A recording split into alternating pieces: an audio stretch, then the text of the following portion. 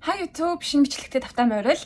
За энэ удаагийн бичлэг бол та бүхэнд амласан ёсоор Ханыгийн мэдүүлгийг орчуулад хүрэхээр бэлдсэн байна. За тэгэхээр өнөөдөр Ханыгийн талаар бүр маш товчхон ойлголттой болоод чи мэдээж хэрэг Ханыг мэддэг үздэг хүмүүс л орж ирж байгаа. Гэтэл жижигэн танилцуулга авчи. Ханы бол 2004 оны 10 сарын 6-нд төрсэн. Одоо бол 20 настай ийм охин байна. Аав ээж хоёр нь бол хоёлаа ийм Вьетнам хүмүүс юм байлээ. Гэхдээ бүгдээрээ Австрали иргэншилтэй тийм хүмүүс байсан. Ээжтэйгээ аавтайгаа тэгээд эмэгтэйдүүдтэйгээ хамт байдгийм байна.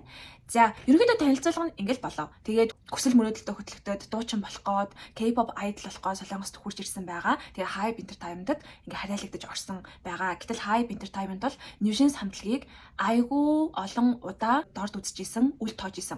За, Hype Entertainment ер нь л дотроос илжирж байгаа гэж ойлгоход болно. Тийм ч учраас аудитын шалгалт хүртэл Hype Entertainment-д ороод ингээд шүүх хурал болоод явж байна. Newjeans хамтлагаас зөвхөн яагаад Ханы шүүх хуралд хурж ирээд мэдүүлэг өгсөн бэ гэхлээр та бүхэн магадгүй Newjeans хамтлагийн энэ лайвыг үзсэн болвол Ханы яг ингэж хэлдэг байхгүй юу? Энэ юу гэхээр коридорт ингээ Ханы байж исэн чинь өөр ингээд хамтлагийнхан иржсэн байгаа байхгүй юу? Менежертэйгээ. Гэтэ тэр хамтлагийн нэрийг бол ерөөсөө дурдж гаргаагүй, зарлаагүй, олон нийтэд дэлгээгүй. Тэгтэл ингээд бүгд мэдлэх гэсэн чинь менежер нь шууд "Камане бол бити мэндэл зүгээр тоохгүй өнгөр. Хэм мүшээ" гэсэн байгаа байхгүй. Мүшээ хадаа гэдэг нь болохоор ер нь бол дорд үзэх, үл тоох ингээд байсан ч байгаагүй юм шиг байж ахт ингээ албаар анзаарахгүй байгаа. Тийм одоо үйлдэлт мүшээ гэж хэлдэг байхгүй юу? Тийм үйлдэлийг хийж байгаа. Гэтэл энэ бүгдийг Newjeans хамтлагийн Ханы очиод хэлсэн байгаа төлөөлөгчдөө. За одоо энд мэдүүлэг өгж байгаа хүн байгаа байхгүй юу? Тэр хүн нь хин бэ гэхлээрээ энэ Ким Жуён гэд энэ эмэгтэй байгаа. Ер нь Тэпио буюу одоо захирал төлөөлөгч гэж явж байгаа байхгүй юу? Hype Entertainment-ийн. Тэгээ энэ хүнд хэлсэн чинь чамд нотлогоо байгаа мó? Нотлогоо байхгүй зү. Тийм болохоор одоо ямар ч арга байхгүй гэсэн байна. Тэгээд энэ талаар ингээд ерөөсө хилээлсэн хинч ингээд хариуцаж авч үзээгүй арга хэмжээ авч өгөөгүй учраас энэ асуудал бүр ингээд томоор дэлгээд одоо ингээд шүүхийн тавцанд хүрсэн байж байгаа байхгүй юу? За тэгээд энэ талаараа Ханы яг ихний мэдүүлэг дээрээ хэлж байгаа. За процесс ийм байсан. Ийм процессын улмаас би лайв дээр ингэж хэлсэн. Яагаад заавал солонгос хэлнийг сайн мэдгүй гадаад одоо гишүүнийг дуудаж авчраад мэдүүлэг авч байгаа юм болоо гэдсэн чинь яагаад заавал Ханыг онцолж байгаа юм болоо гэд бодоод ирсэн чинь Ханы яг лайв дээрээ ийм үйл явдал болсон учраас ингээд ийм асуудал гараад байна гэд анх ингэж амнасаа тийм одоо яриа гаргасан хүн Ханы байсан учраас аудитын шалгалтаас ингэж дуудсан юм бэ лээ шүү. Тэгээ миний одоо шүүх хурлыг үзээд бодсон бодол байгаа штэ тий. За тэр бодлоо би эхлээд хэлчихье. Ханы юм штэ тий. Солонгос хэлнийг сайн мэдэхгүй. Гэхдээ айгүй их дүүгдэр ч ингэж ярьж исэн. За тэгээд үгээ мэдээж хэрэг гадаадаар ярьж байгаа учраас дотроо бодно штэ би чи ямар үг сонгох вүлээ, юу ярих вүлээ гэж айгүй тэгж бодож цензуртэй ярьж исэн. Гэхдээ маш ухаантай ярьж исэн. Хариултуудыг бол маш ухаантай өгч исэн. Жишээлбэл тэр төлөөлөгчөөс асууж байгаа. Дараа нь Ханигаас асууж байгаа. Тэгээд Ханы буцааж хариулт өгч байгаа. Тэр бол маш ухаантай хариултлууд байсан. Ингээд уул үндэс суурийг ингэж гаргаж ирж агаад хариултаа өгчээсэн байхгүй юу? 20 настай охин штэ 20 настай охин тэр том аудитын шалгалтанд ороод том компаниудтай том юм төлөөлөгч нартай улсын хурлын гишүүдийн өмнө өөрийнхөө хэлхийг хүссэн бүх ямаа ингэж өөр улсын хэлээр хэлээд байж гэнэ гэдэг бол үнэхээр мундаг байсан. Тэгээ маш контролтой ярьж байсан. Ингээр зөв зэгцтэй биеэл авч явж исэн. Энд дээр бас нэг инээдтэй байдаг юм нь Ханыгийн нэрийг ингээ хэлэх гэж нэг гишүүн бүр гоё юм болсон. За тэрүүгээр зүгээр ингээ шүүх танхимаар зүгээр инээдэн болоод нэр нь хэм бэлээ? Пам Ханы билүү? Ханы Пам билүү гэнгээд нэр нь юу вэ гэх тэгээд тэн дээр бас ингээд хөөрхөн уур амьсгалыг бас арай гайгүй болгохоор нэг тиймэрхүү юм болсон. 저는 이번 사건을 그냥 뉴진스라는 세계적인 가수입니까? 가수들의 문제가 아니고 방금 나와 있는 팜 이름 뭐예요? 죄송합니다. 하니 팜 씨가 처음부터 그런 지위를 누렸지는 않았을 겁니다. Тэр гишүүн ч гэсэн үнэхээр зөв үгийг бол хэлж ийсэн. За одоо өнөөдөр яг мэдүүлэг рүү орцгоё. Нуушсан бол уучлаарай. Одоо чамд ямар ч нотлогоо байхгүй үстэй. Тийм болохоор ингээд 어줄수 없다 буюу яах ч арга байхгүй. Зүгээр л жижигсэн адилхан ингээд тоохгүй өнгөр гэж хэлсэн юм байна лээ. Хин тэгж хэлсэн бэ гэхээр энэ эмэгтэй одоо мэдүүлэг өгч байгаа эмэгтэй.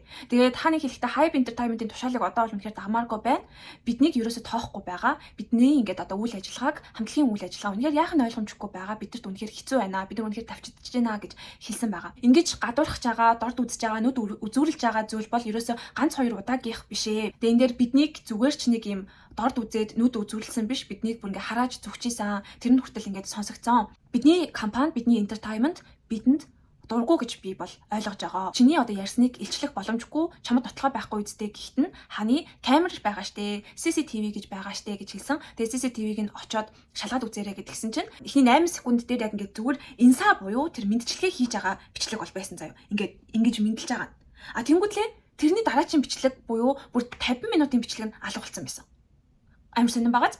Тэгээд ханад буцааж хариу өгөхдөө бид нар шалгаж үзсэн. Чамтай яг ингээд мэдлж байгаа толгоогоо бүхийлгэж байгаа бичлэг нь бол байна. Гэхдээ цаашаага юу яриад тэр менежер юу хэлсэн тийм бичлэг бол байхгүй байна. Устгагдсан байна гэд. За тэгээд устгагдсан шалтгаануудыг бол маш олон янзаар хэлж байгаа гэсэн. Тэгээ энийг ч гэсэн одоо нотлох боломжгүй. Ингэж камерын бичлэг устгагдсан шалтгааныг нь бас ингээд дээд албан тушаалтууд нь янз янзаар худлаа яриад байгаа шүү дээ. Тэгээ энийг ч гэсэн нотлох ингээд баримтгүй болчиход байгаа байхгүй. Тэгсэн чинь энэ дээр хааны маш ухаантай заяа. Би гадаад хүн учраас ингээ хичнээн сайн хичээсэн ч гэсэндээ 100% солонгос хүний яриаг ойлгоно гэж байхгүй. Тийм учраас хурал дээр болсон зүйлийг би дараа нь илүү сайн ойлгохын тулд бичлэг хийж авдаг. Дуу хураагаараар бичлэг хийж авдаг гэсэн үг байна шүү дээ. Тэгээ тэрэн дээр бол ингээд олон удаа бичлэг устгагдсан тэр шалтгааныг ингээд олон янзаар янз хэлээд нэг бол нэг өдөр нэг өөрөөр ингээд хэлээд байгаа. Ингээд худлаа яриад байгаа. Тийм учраас тэр нь ингээд худлаа ярьж байгаа нь байгаа надад нотлогоо байна гэж хэлсэн байгаа. Айгу ухаантайгаас. За ингээ ханыгийн мэдүүлгийг ингээ болчихж байгаа. Одоо болохоор энэ Ануян гэдэг хүн Ким Жуян буюу энэ Hybe Entertainment-ийн дебют төлөөлөгч. Тэр захирлаас нь одоо мэдүүлэг авч байгаа байхгүй юу? За танд ямар ингээд юм санал байна. Та мэдүүлгээ ингээд өөрийнхөө юу ч гэсэн ханыгийн саяны хэлсэн мэдүүлэгт ингээ хариу өгнө гэж хэлж байгаа.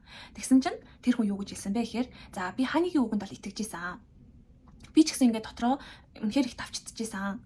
За тэр одоо менежер бол яг үнэндээ энэ бас айгу тэнэг заяа. Тэр менежер яг үнэндээ бидний одоо манай лейблийн тим менежер бол биш ээ. Өөр лейблийн тим өөр даргын удирдлагын дор байдаг тим менежер юм байна лээ гэж байгаа байхгүй. Тэгээ би энэ хайгаад үзсэн чинь Hybe Entertainment бол ерөнхийдөө нэг юм том байгууллага байгаа. Тэгээ тэндээс ингээд салбарлаад ингээд охин компаниуд салбарлалт юм байна. Лейбл болоод. Нүжийн самтлаг бол бас нэг өөр лейблд хамаарагддаг. Тэр наата бити тоо зүгээр мэдлэхгүй өнгөр гэж хэлсэн тэр хамтлаг болохоор бас өөр ингээд лейблд хамаарагддаг. Тэр менежераас өөр лейблийн менежер байсан юм байна.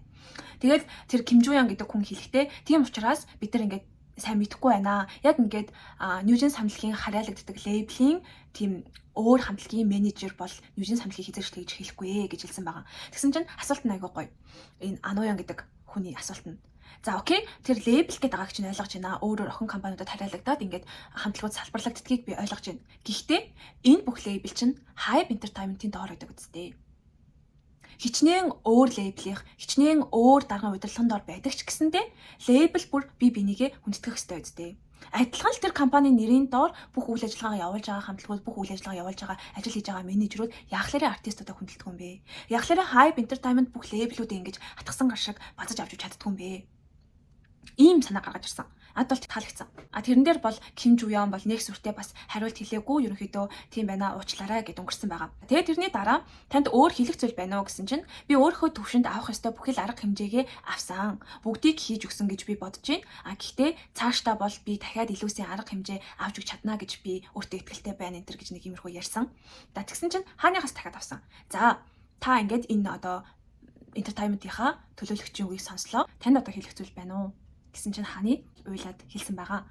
За уучлаарай энэ бол ерөөсөө хангалттай биш байна. Та ингээд хангалттай сайн арга хэмжээ авч өгч чадаагүй.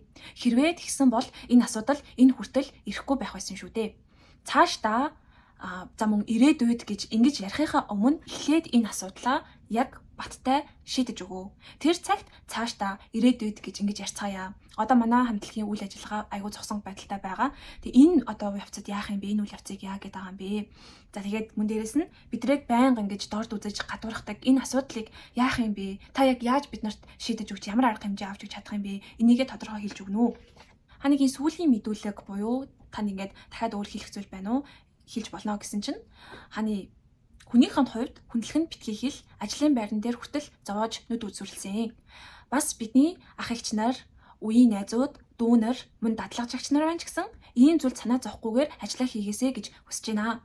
Солонгост очичоод яагаад ингэж байгаа юм бэ гэж надаас айгүй хүмүүс асуусан. Би ийм яриа айгүй их сонссон. Гэтэ би ч гэсэн Солонгост хурж ирээд яг л гэр бүл шиг тийм дотн болсон хамтлагийн гишүүд за мөн маш дотн ажилтангууд бидрийг маш сайн харж хандаж өгдөг, бидрийг үнэхээр хайрладаг фэн ажилтангуудтай бас уулзаж мөн өөрийнхөө дуртай ажлыг хийгээд миний нэгсэнтэй мөрөөдлийг биелүүлж өгсөн уулз шүү дээ. Би ч гэсэн ийм зүйл одоо гаргаад ийм асуудал үүсгээд байхыг хүсэхгүй байна. Тийм учраас би чимээгүй өнгөрөхийг хүссэн. Гэхдээ энэ хэрээс хитэрч байна. Яг үнэндээ бид нар ямар ч буруу хэрэг хийгээгүй шүү дээ.